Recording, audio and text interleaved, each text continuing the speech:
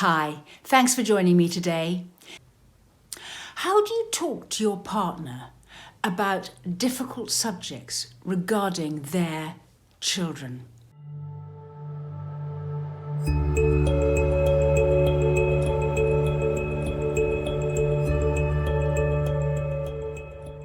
Subscribe to my channel and hit the notification bell, and I'll let you know every time I post. It's easy to think that your partner will listen to your point of view, but that can be a mistake. So let me explain. If you and your point of view are to be listened to, then first you need to demonstrate and show that you have listened and understood their point of view.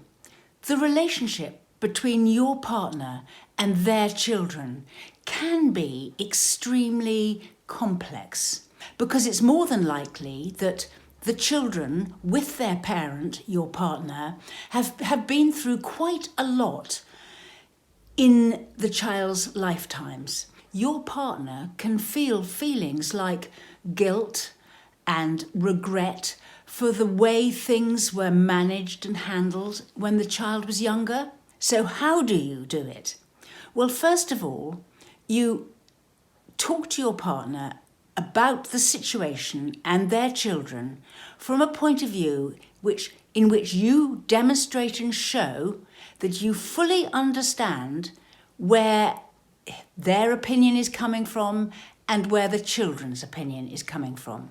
Now, I happen to think that everybody's point of view is basically arrived at as a result of their understanding and experience of the past. Every single point of view we have is not something unique to us, but is something which is a culmination of our past. And therefore, if we look at it like that with regard to our partner and their children, you can in fact remove the personal feelings that you might have for the children, or forgive your partner for their attitude on the subject, and just realise that it's just a normal response to what's happened to them already. So the secret here is to show that you fully understand why the situation is as it is. And for that, you need to voice exactly what's the matter and where the person is coming from their point of view, so as to make it as though, well, anybody that's happened to would be behaving like this and have that attitude. It makes perfect sense that if this had happened to anybody, this is obviously the way that you could choose to behave. And you come completely and utterly from their point of view. You do not express your point of view on it at all. You just show that you completely, utterly and fully understand exactly where your partner and your partner's children are and why what they are doing makes complete sense. It's a question of what they've chosen to do, but their choices have come out of their past experiences, and it's completely and utterly understandable. Anybody would be behaving like this if that's what had happened to them in the past. So basically, you need to keep going with this expressing understanding for their situation. And eventually, it'll begin to get through. They will see that you are seeing things from their point of view. And you can have conversations about that. Maybe your partner isn't showing indulgence for that reason. It's another reason. But at least you can can I fully understand where you're coming from on this? Exactly what are you trying to achieve by doing what you're doing? What are you, where are you coming from on this? Where's your reasoning? And really get them to tell you why it is your partner is behaving like this towards their children and why the children are behaving like that towards you and possibly your partner too. Then you can begin to talk to them about the consequences of their chosen course of behaviour.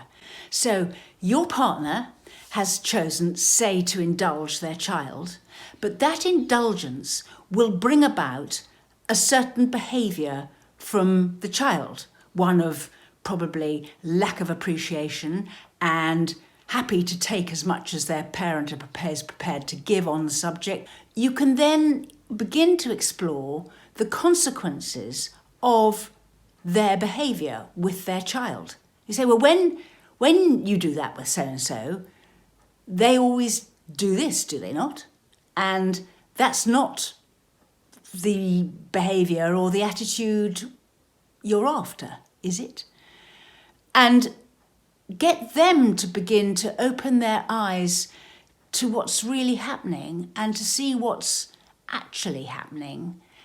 And then as well, if you can give some examples of where the parent doesn't indulge their child, and usually you can find examples because they will indulge them in certain areas but not all the time, and say, well, for example, when you insist that they go to school because they're not allowed not to go to school, they go without any trouble, do they? Don't they?